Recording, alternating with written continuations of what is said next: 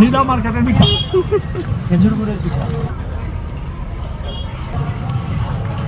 2 নম্বর খেজুরের গুড়, 4 নাম্বার গুড়ি। না ওই গুড়িটার সাথে গুড় মিক্স করা আছে। ঠিক আছে, তো এই মোটামুটি ডায়াবেটিস যাদের আছে তারা যদি খায় অবশ্যই তাদের ক্ষতি হবে।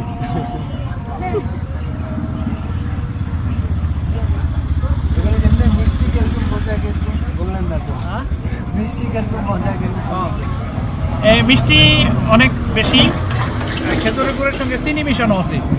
ঠিক আছে, একটা 2 নাম্বার মিষ্টি, মানে মিষ্টিটা গুড়ের স্বাদ আছে খেজুরের, তবে আসল খেজুরের গুড় না। আসল খেজুরের গুড় 1600 টাকা।